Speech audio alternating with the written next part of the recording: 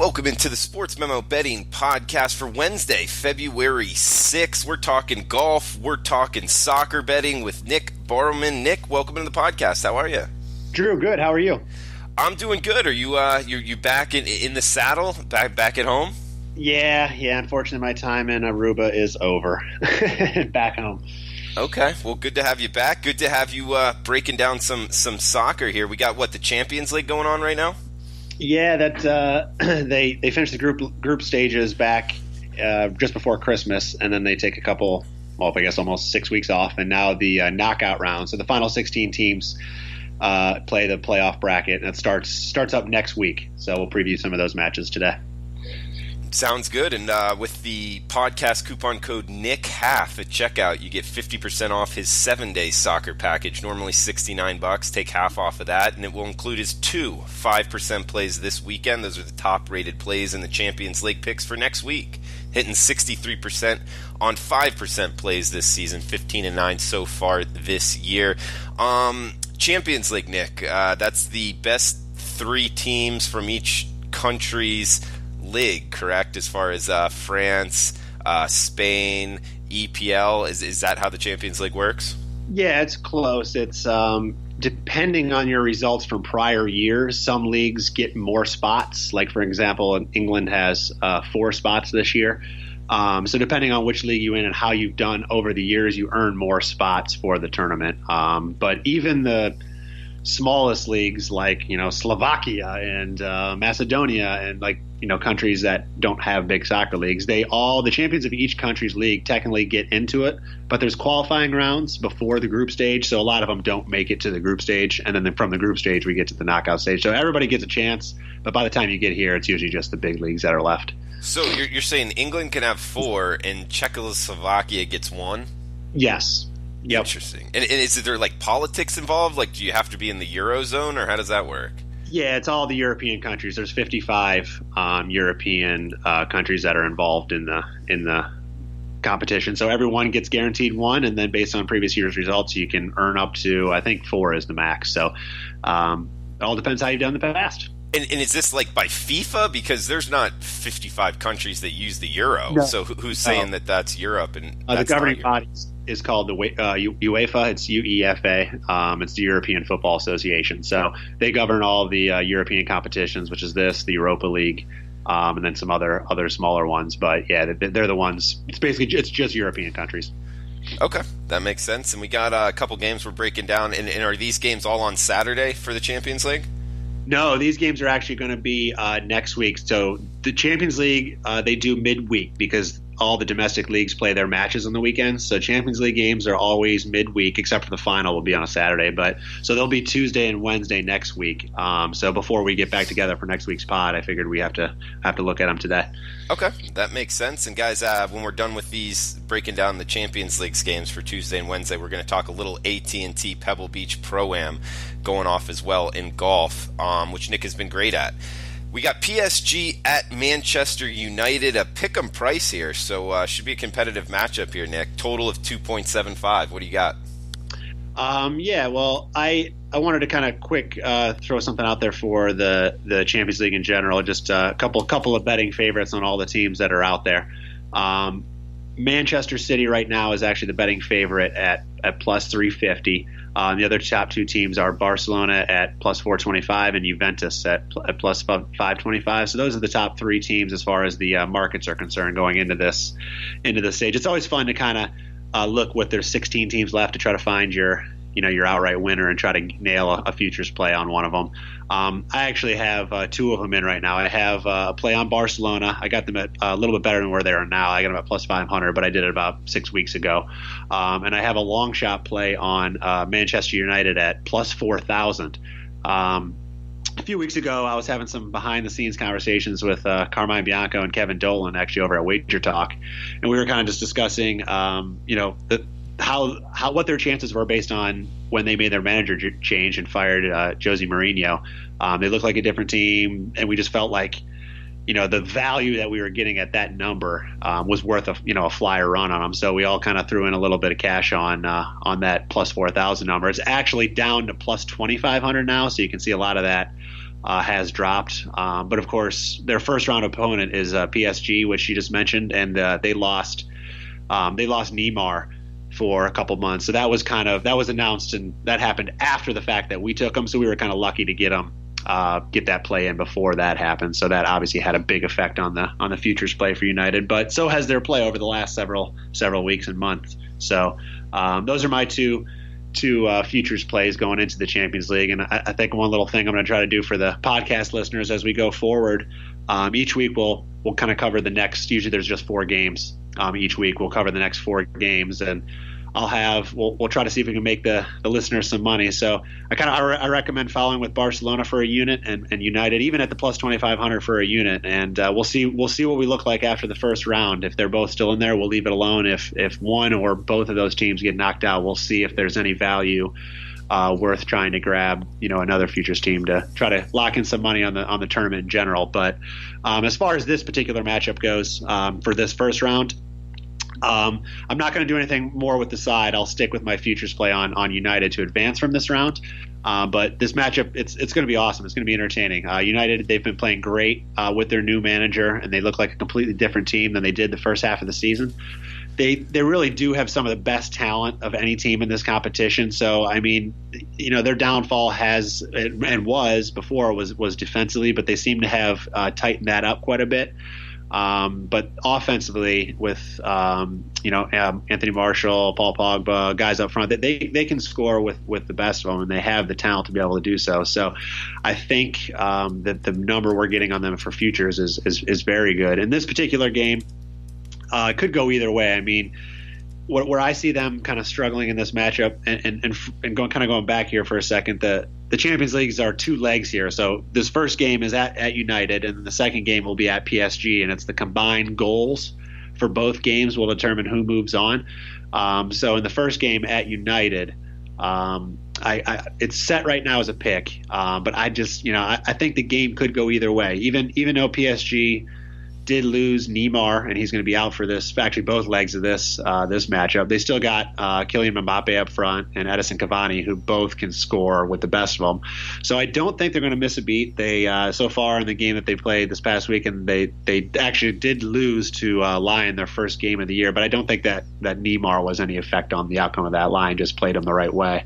So I think they'll still be able to play well. They've kind of notoriously struggled over the years in this competition. So, I think United is probably the play and the pick for me as far as advancing from this round. In this particular game, though, I like the over. I think both teams are going to come out aggressive.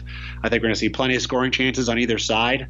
So I like the over in this particular game, and I like United to advance, to stick with the futures play from this round and beat PSG over the course of the 2 games. So I'm not sure if the format of the tournament, Drew, I don't know how much you know about it. Do you know much about how the format of this competition works? No. Why don't you explain it? Because, especially for some of our American listeners, I'm sure that they wouldn't know, the total breakdown of the Champions League. So have at it. Yeah, so we already talked about how teams get into the competition. So now that we're into this knockout phase, it's as I mentioned, it's a 2-legged match, or 2-legged games, 2 games, home and away over the next 2 weeks, where it'll determine who moves on to the next round. So it's total goals between both games. So if if Man United scores 3 in this game and wins 3-0, and PSG wins the second game 2-0, well, Man United's going to move on, because obviously combined goals there, they won 3-2. So it's way. No, that's how it is. You're going to play 2 games, and then whoever just the goal differential, that's the way it's going to go. It's going to get worse. So. Yes, to answer your question, and even worse than that, there's a thing called away goals rule.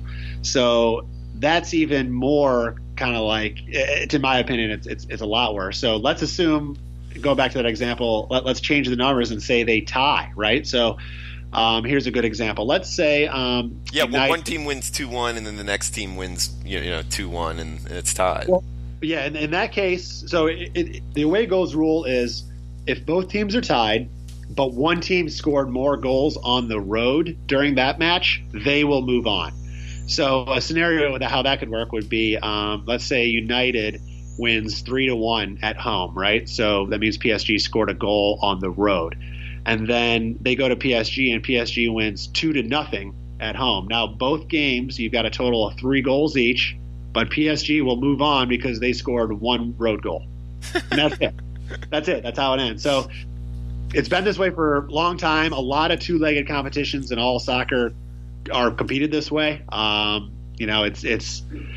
It's odd when you watch these games and you get down to the last few minutes, or I mean, it totally affects that second game. I mean, the first goal, obviously, the first game you want to win, you want to get a lead, but then the second game it plays so differently depending on how you sit. And come the end of the game, if you're the home team and you're tied and you didn't score in that away game, and they have, it's like you're tied right now, but you're actually down. So it's such a weird way to kind of play it.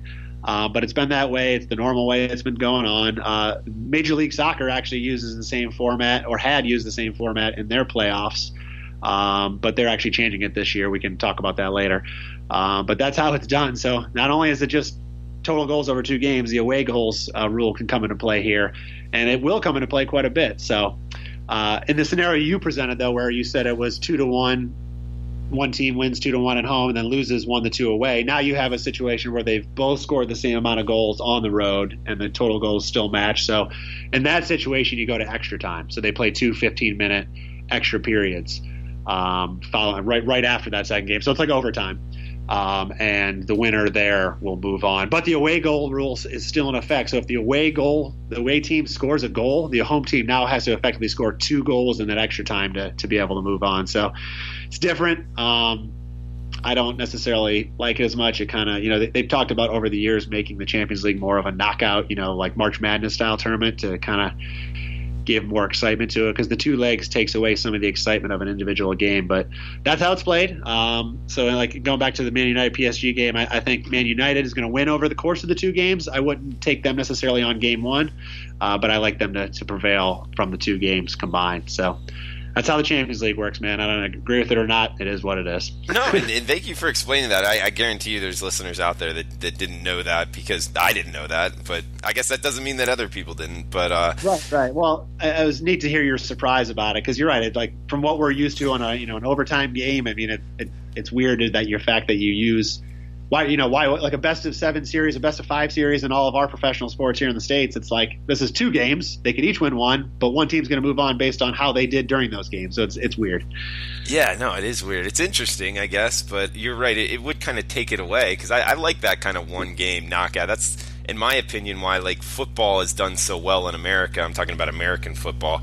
And like, maybe I love baseball, but in the playoffs, it's just not as mainstream, catching everybody's eye. It's because it's not all just a 1 game. That's how I feel anyway. I couldn't agree more. How exciting is March Madness, right? Exactly.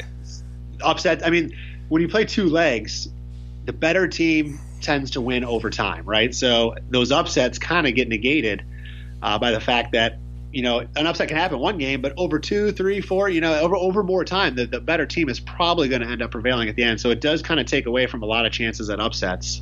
So it's another reason it's not as exciting, like you said. I agree. The Super Bowl could have probably benefited from a second leg this year. That game was pretty boring. Wouldn't you say? Unless of course you're a defensive guy. Yeah, no, I don't think it was a great game by any means, but I bet on the Pats, so that helps. But in the Super Bowl as well, especially as a gambler, the props bets take up so much of your like thought process that I was watching it with a bunch of guys. I didn't really even realize it was that bad of a game until like middle of the second quarter, just because I was so into like the different props and everything like that. So for sure, yeah, that's what makes that game fun. Is besides the game itself, there's a whole bunch of games within the game. So you're right, that does make that one interesting. Well, we got a few more games here, Nick. We got Porto at Roma, minus 0.25. Roma at home, total at 2.5. What do you got for this one? Yeah, so I'm liking Porto to advance over the 2 legs here. Porto is the number 1 team from Portugal. They're facing Roma, who's a top 4 team in Italy. At least they were last year. So it's last year's results that qualify you for this year's event. So they were a top 4 team last year. They currently sit 6th in Serie A, which would not qualify them for Champions League play next year. But both teams, they have plenty of experience in this competition.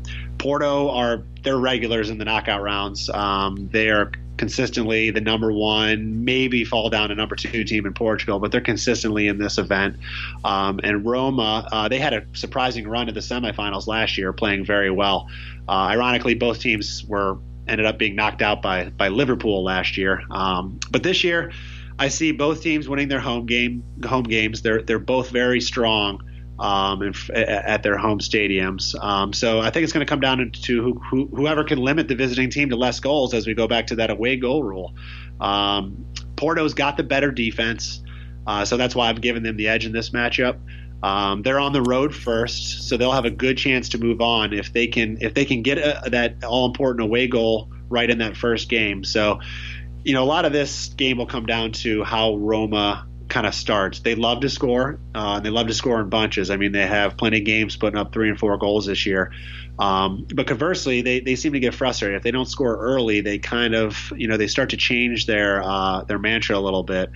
And then they've had plenty of games where they've been stuck at 0 goals or just 1 goal. So it's like feast or famine for those guys. So first probably 20, 30 minutes of this game is going to dictate the winner. And if Porto can, even if they don't net one, if they can hold Roma scoreless that first half or first quarter of the game, I think they're going to have the advantage in this matchup. I'm not expecting necessarily that Porto wins this first game. I would actually think Roma probably wins at home. But if they get 1 goal at home, I think that's going to be the difference for them when they go back to Portugal, because I think they'll be able to really control Roma when they get back home. So for this first leg, I'm thinking this game. I think Roma will get their goals. I don't know if it's going to happen right away. Porto's of course going to try not to let it happen right away, but I think they will get their goals. And then conversely, when they do, Porto's going to have to kind of change their style, and they're going to have to chase a little bit. So these two-legged ties like this, these two-legged games they're interesting because not only are you playing today, you're playing for a situation to be in 2 weeks from now when you play the second game. So you can't get yourself in too big of a hole. And sometimes if you're down 3-0, you might just say, there's only 10 minutes left in the game. Who cares? Well, it matters now. So even at the end of the game, if somebody's, if there's only a 1-goal difference, 2-goal difference, it doesn't matter. You're still going to be pressing just as hard. You're still going to be trying to score both teams just as much as you can, because there's a second game, or you call it a second half to this match. So I like the over here in this game. I think Roma, they're tough to contain at home, and I think they will net a couple goals here. And then, like I said, if they do, Porto's going to have to chase, and I think they have just as good a guys up front, so I think they'll be able to score as well. So I like over 2.5 in this first matchup. Not going to do anything on the side here, but in my pick 'em pool, I'm doing Porto to advance from this matchup.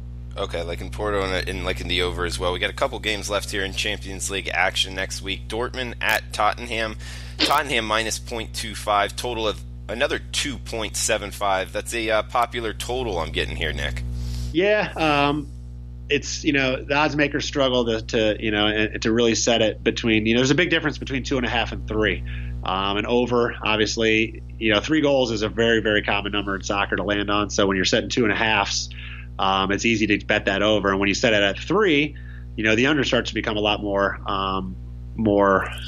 I guess, a lot more value on it, because it's hard to get to that 4th goal. So 2.75 is that happy medium, where you're only going to get a half win wager if you do get to 3 goals. So you will see a lot of those in these matchups. Here in this series, I think Dortmund is the team to advance. If you asked me 3 weeks ago, I'd probably go with Tottenham. But we talked about this 2 weeks ago on our podcast, where Tottenham lost their star striker Harry Kane to an injury, so he's actually going to be out for both legs this competition. If they do happen to advance, Tottenham, he will be back for the next round. So of course they're just trying to hopefully hang on and do it. But I think Dortmund's going to be the team to go on here, just because of how good they are at home. Tottenham, the Spurs as they're known, they've still been earning wins without Kane in the lineup back in the Premier League, but it's been a struggle for them to score without Harry Kane. So their defense is still and always has still been strong. So they've been hanging on and beating the low teams in the league, but they're only winning 1-0, where before they were winning 2-0, 3-0, that kind of a thing. So Dortmund's not really a great traveling team. But as I mentioned, they're almost untouchable at home. So I wouldn't be surprised necessarily if Tottenham did win the first game at Wembley Stadium on Wednesday, but I'm not really giving them much of a chance to advance from this round. I think I just think Dortmund will be too much to handle when they go home for the second leg. So I do think there's a value on Dortmund at plus a quarter of a goal here in this game because, a draw is probably very likely to happen here. And I think that's the way to bet it. What will be interesting to see is how, if Dortmund plays Christian Pulisic. We talked about this also a couple weeks ago. He was transferred to Chelsea, which will take place over the summer. So he's just finishing out this season with Dortmund. So they actually haven't been playing him or starting him at least in the Bundesliga games since that transfer happened. So it'll be interesting to see how they handle him for the Champions League. I mean, he's still a solid player. He can certainly help them win, but they may be looking at it where it's not really helping them for the future to have him in the games. He's kind of been coming in, if he does play, the last 10, 15 minutes as a sub or something like that. So interesting to see how they play him here, and it will certainly have an effect on how we look at Dortmund, not only for the second leg, but, assuming they get through this, I'll be looking at them for the next few rounds. So I'll have to watch that pretty close. But I like Dortmund plus quarter of a goal in this game, Drew. All right, Nick, and we got Real Madrid minus a half a goal at Ajax, I believe. I believe it's a silent X there. Total of 3. What do you got for this last game in the Champions League? So we got a silent J there, Ajax. Ajax, so, okay. This one's hard for me. My heart is with this Ajax team. I really love them. They're from the Netherlands, the Eredivisie. They have there's actually, that's not one of the top 5 leagues in Europe, but it's definitely a good league. I think it's ranked either 6th or 7th in Europe, but they are a really solid team. They've actually won this competition before years ago, but they, on European football stage, have always been a solid team, and they're young, they're talented. They have just tons. They have what's known as one of the best youth development teams in all of professional football. So they always just consistently produce talent after talent after talent, and then they sell them. They sell them to the biggest bidders out there, and it's been a great formula for them. These players, it's like their stepping stone for their careers, where they have a couple years to develop under this first team, and then they get bought out and move to Barcelona, for example, who just took one of their rising stars. So it's a cool team. I love them. They're fun to watch. They got new people. It's kind of like college. You got new people coming in almost every couple of years. College basketball or football, you're seeing different players every year, and they're good. So they're fun to watch. They've been destroying teams in the Netherlands this year. And they played great in the group stage to get to this point. They finished second behind Bayern Munich, who's one of the top teams in the world. But they actually drew both games against them, so they've shown they can really hang with the best in the world when they go up against them. Madrid, they've looked both great and terrible this year. This is their first season in the post-Ronaldo era, so it's taking obviously adjustment, trying to move on from that. But they've been playing better as of late. They won their last 5 games. Their 18-year-old junior Vinicius has stepped into a big role for this team over the last 10 games, and he's going to be an integral part of this team going forward. And they're also finally back to full health with Isco, Asensio, and Bale all back in the lineup, who have all been missing some way or another over the last month to 6 weeks. So they're coming on at the right time. But it's probably my heart talking here, and I'm trying to look at this, step back and not use my heart and put it all on paper in front of me. But I like Ajax catching the half a goal at home. They're really strong at home. They were able to hang with Bayern Munich at home in a 3-3 game. They actually drew at Bayern as well. So, and I think Madrid's just a little bit on a level below Bayern if you're comparing them. So I think half a goal for Ajax at home is the way to play this one. However, over the course of the 2 legs, I'm going to back Madrid to advance to the next round. I think once they return home for the second leg, I think they're going to be tough to it's always tough to travel to Madrid and win there. So, I mean, they have experience. They won the last 3 Champions League tournaments, of course, with Ronaldo. So, I'm very doubtful that that's going to continue on to a 4th title this year. But I think just their experience in this league, they know how to win these type of games. I think they'll probably end up winning the two-legged race here. But I like Ajax +5 in this first game, Drew. All right, Nick. And, guys, you can get 50% off his 7-day soccer package using the coupon code NICKHALF at checkout at sportsmemo.com. Nick, did you want to throw out a free play for the Champions League before we get to golf? Yeah, I'm actually going to give I have official free play. Since the Champions Leagues are next week, I'll throw out an official free play actually for this weekend. So not in the Champions League. I got one going in Italy, Serie A. Last pod we threw out one. It was an easy winner on Roma Atlantic going over the total. So that got us back to 500. I think we're 3-3 right now on soccer releases, free plays on the podcast. So hopefully try to get back over 500 here. So my free play is on Parma plus 3/4 of a goal over Inter Milan. That game is on Saturday afternoon in Serie A. Parma, they come into the game off a huge 3-3 draw at Juventus last weekend.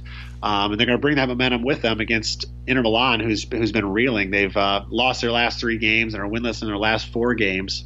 And they've scored just 1 goal during those games, and that actually came in extra time of Coppa Italia loss, and extra time going back to that scenario of a two-legged game going into extra time. But so in the last 4 games, they've actually gone scoreless in regulation time, so they're struggling right now.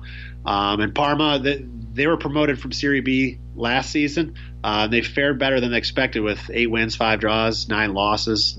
They actually won the first matchup at Inter Milan back in September. They were outshot 11-6 in that game, but they managed the only goal. But I think the shot numbers are going to get back closer to even here. Parma averages a full shot on goal more per game at home, and a whopping 3.5 shots fewer conceded on goal. So, and then conversely, Inter Milan averages 2.5 less shots on goal per game when they're on the road. So, I think the shots on goal will probably be pretty similar here. And anytime you have that situation where both teams are getting the similar chances on goal, you got to take the plus goal line. So plus 0.75 is my official free play on Parma this week, Drew, in Italy Serie A. All right, Nick, good stuff in soccer. We also got a quick segment here with golf. Well, the PGA Tour moves on. AT&T Pebble Beach Pro-Am this weekend. I believe that's this weekend, right, Nick? Yep. AT&T Pebble Beach Pro-Am.